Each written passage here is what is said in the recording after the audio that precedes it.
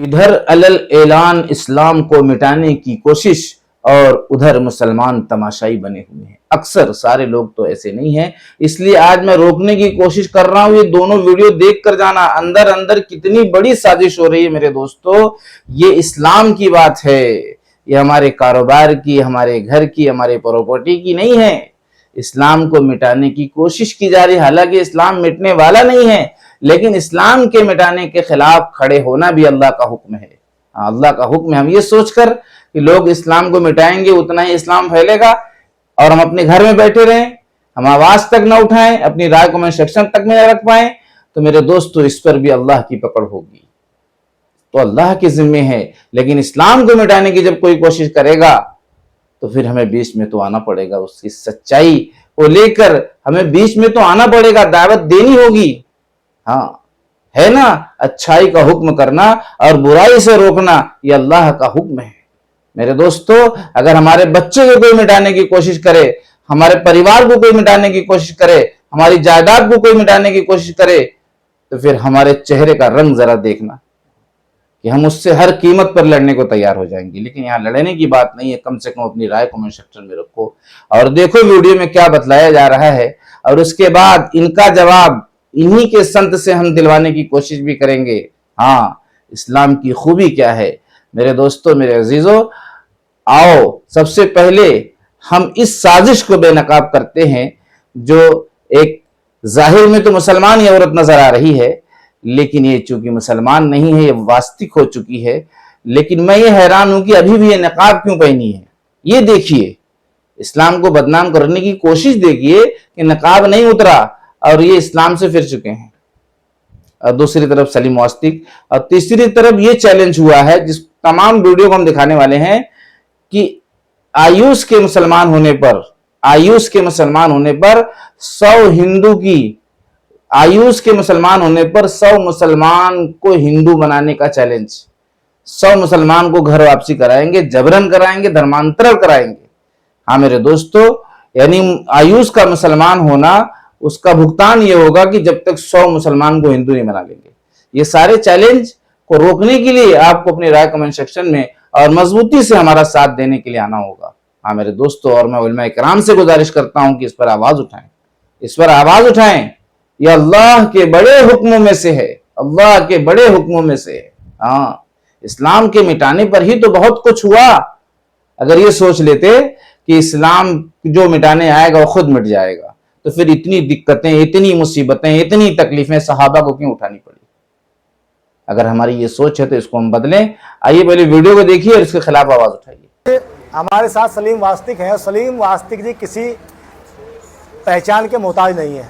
इधर हमारे साथ बहन अनीसा जी हैं, आपको भी सब जानते हैं। आप दोनों लोग एक्स मुस्लिम हैं, यानी कि जिन्होंने इस्लाम की मान्यताओं को छोड़ दिया, इस्लाम की कुरीतियों, कुनीतियों और खामियों से आजीज आकर के आप एक्स मुस्लिम हो गए। आज बहुत दिन से लगातार सनातन धर्म का प्रचार कर रहे हैं, इस्लाम की खामियों को दुनिया को बता रहे हैं। आप हलाला से पीड़ित हैं, कोर्ट में भी केस चल रहा है, तलाक 3 तलाक का केस भी चल रहा है। और सलीम वास्तिक जी ने तो पहले जो है, आप वहाँ मज़ार पर मुजाहिद रहे हैं, तमाम तालीम जो है इस्लाम की लोगों को दी हैं, तबीज़ गंडे लोगों को दिए हैं। जो पाखंड अंधविश्वास फैलाया जाता है कि मज़ार पर जाकर के तबीज़ बंधवा करके ठीक हो जाते हैं, वो सब काम सलीम वास्तिक ने किए। लेकिन जब सलीम वास्तिक जी को अपराध बोध हुआ, उन्होंने कुरान को पढ़ा, हदीस को पढ़ा, शरीयत को जाना, उन्हें लगा कि ये सब कुछ जो है इस देश के लिए, इस सृष्टि के लिए, दुनिया के लिए, इंसानियत के लिए, मानवता के लिए सब खतरा है। तो इन्होंने इस्लाम को छोड़ा और उसकी कमियों को दुनिया को बताना शुरू किया। बीच में पश्चाताप का यही प्रमाण है कि दुनिया के लोगों को इस्लाम छोड़ने की सलाह देने लगे, इस्लाम के लोगों को सही मार्ग पर चलने की सलाह देने लगे, उनके बच्चों को जो तालीम दी जाती है उससे बचने की सलाह देने लगे। तो ऐसे जब काम कोई व्यक्ति करता है तो पुण्य आत्मा होती है। और हमारे सनातन धर्म में क्षमादान है, पश्चाताप के बाद क्षमादान है। तो हम सब सनातनियों को, अगर ऐसा हुआ भी है, अभी तक सिद्ध नहीं हुआ है, तब भी इनकी उसको क्षमा कर देना चाहिए। और सलीम वास्तिक जी अपनी पूरी सामर्थ्य के साथ, शक्ति के साथ पूरी दुनिया में जो इस्लाम की कमियां हैं, जिससे आज पूरी दुनिया परेशान है, पूरी दुनिया आज ही जा चुकी है, चारों तरफ बम ब्लास्ट, बम गोले, हथ गोले, तो बंदूक, मर्डर, रेप, हत्या सब हो रही है। तो आज उस इस्लाम से मुक्ति के लिए सलीम वास्तिक जी जैसे लोगों की हमें आवश्यकता है। तो मैं कहना चाहूँगा कि आप इस काम पर हिम्मत आपने सीधा सीधा देखा कि इस बंदे ने, ये अपने हिंदू धर्म के संत कहे जाते होंगे, इनको ज्ञान होना चाहिए कि किसी मजहब की बुराई करना एक संत का काम नहीं हो सकता, एक संत का काम नहीं हो सकता। हाँ, ये तो लुच्चे लफंगे लोग करते हैं, लेकिन इनको जो है करने की क्या नौबत आ गई, क्या परेशानी आ गई कि इनके मुंह से, इनकी जुबान से अच्छा भी नहीं लग रहा था, लेकिन चूंकि हो सकता है मन में नफरत हो, जिसकी वजह से जुबान से वो बात निकल रही है कि इस्लाम की बुराई, इस्लाम में नुकसान है, इस्लाम में नुकसान है, इस्लाम में नुकसान है। ये आपको हक किसने दिया, ये आपको पावर किसने दिया कि किसी मजहब की बैठ के आप बुराई करें? अगर कोई मौलाना किसी हिंदू धर्म के खिलाफ इस तरह, अभी वो वीडियो देखना है आपको कि जिसमें 100 मुसलमान को हिंदू बनाया जाएगा, आपको बाकी रहना। और संत का जवाब संत से, हाँ रुकना पड़ेगा, वक्त देना पड़ेगा। हाँ मेरे दोस्तों, लाइक कमेंट करना पड़ेगा, चैनल को सब्सक्राइब करना पड़ेगा, इसलिए कि हक की आवाज़ लेकर हम लोग उठे हुए हैं। और जितने भी लोग हमारे साथ हैं वो बहुत काफ़ी हैं, और बहुत बड़ी तादाद में हिंदू धर्म के लोग भी मेरे साथ हैं। हाँ, इसलिए कि बहुत से हिंदू हैं जो हक और इंसाफ की भी बात करते हैं, बहुत से हिंदू हैं, बहुत सी बातें उनकी हक और इंसाफ की डंके की चोट पर हैं, इसलिए उनके अंदर भी ईश्वर का डर है, हाँ खुदा का डर है, हाँ उनको भी बहुत ज़्यादा खौफ है। तो इनको कहाँ से इतनी छूट मिल गई? पता ही चला कि ये हिंदू मुसलमान को भड़काने वाला काम और कोई राजनीति का काम हो सकता है, इसलिए उनको रुकना चाहिए, अपने धर्म की सही से तालीम लेना चाहिए कि वो धर्म जिसको वो अपनाए हुए हैं वो क्या हुक्म दे रहा है, वो क्या पालन करने को कह रहा है कि किसी मजहब की आप बुराई करो। ऐसा कुछ अगर लिखा है तो दिखाने की कोशिश करो, आपको ढूंढने से भी नहीं मिलेगा। आप अपने धर्म के हिसाब से अपनी पूजा, अपनी आस्था को संभालो, दूसरे के धर्म को छेड़ने की जरूरत आपको नहीं है, इससे भाईचारा खराब होगा। आइए अब वो चैलेंज देखिए, उसके बाद संत के जरिए से संत को जवाब। आयुष मलिक तो सनातन धर्म में घर वापसी करेगा ही, लेकिन उस मजहब के मानने वाले कैराना और श्यामली के रहने वाले 100 लोग सनातन धर्म में घर वापसी जल्दी ही करें। आयुष मलिक तो सनातन धर्म में घर वापसी करेगा ही, लेकिन तो आपने यहाँ क्लियर तौर पर सुन लिया कि आयुष के बदले 100 मुसलमानों को हिंदू बनाएंगे। अब जरा आप ये बताइए, आयुष से इतनी छानबीन, इतनी तहकीक, इतना मीडिया, अब इनके पास मीडिया क्यों नहीं पहुंचती? पहुंचना चाहिए कि भाई ये क्या है कि भाई जिसका दिल चाहेगा, लेकिन आप बोल रहे हो कि हम लाएंगे। अब आइए संत के जरिए संत का जवाब सुनिए, उसके बाद वीडियो का इख्तिताम करते हैं मेरे दोस्तों। इस्लाम के अंतिम पैगंबर हजरत मोहम्मद सल्लल्लाहु अलैहि वसल्लम की कथनी और करनी जानने की, अगर वो जान लिया तो इस्लाम पूरा जान लिया। बिना आपके बारे में जाने हुए इस्लाम को कोई समझ ही नहीं सकता।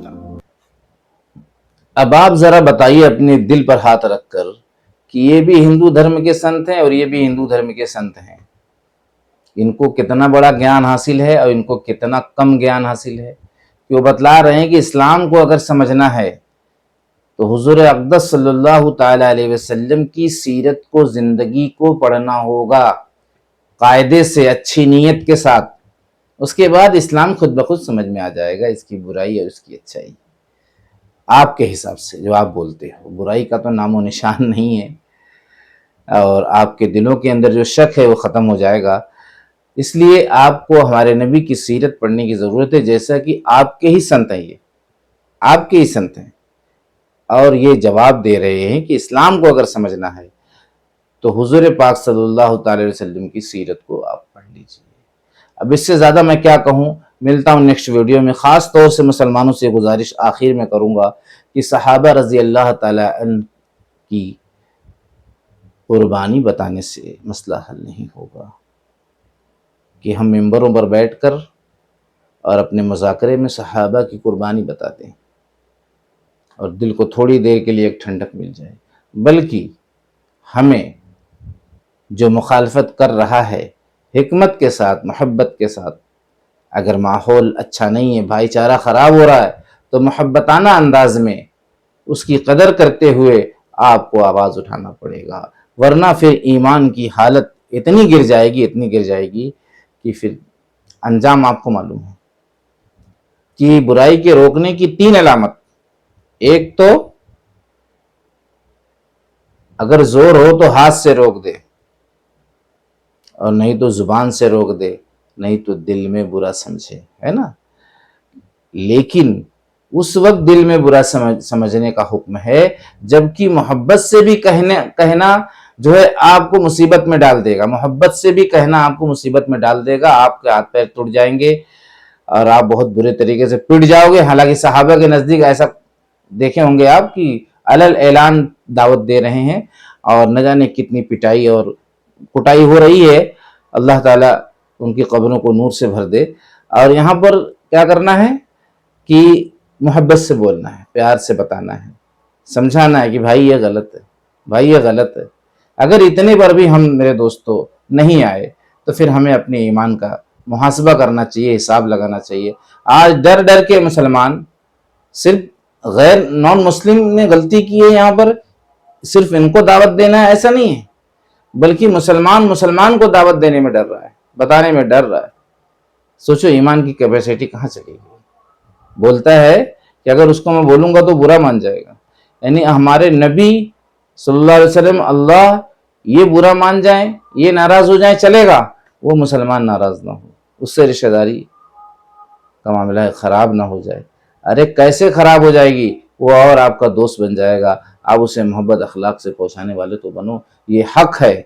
जब शरायत करता है ना तो दिलों के अंदर मोहब्बत पैदा कर देता है, जो बताता है उसकी अजमत और मोहब्बत बढ़ जाती है, और जो नहीं बताता उसकी अजमत और मोहब्बत घट जाती है। ये भी एक बड़ी मिसाल है। इंशाल्लाह मिलते हैं नेक्स्ट वीडियो में। अगर ज़िंदगी रही तो आप लोगों का साथ रहा तो इसी तरीके से कंटेंट बनाकर आपके सामने पेश करने की कोशिश करेंगे और आपसे मदद की गुहार लगाते रहेंगे। अस्सलामु अलैकुम व रहमतुल्लाहि व बरकातुहू।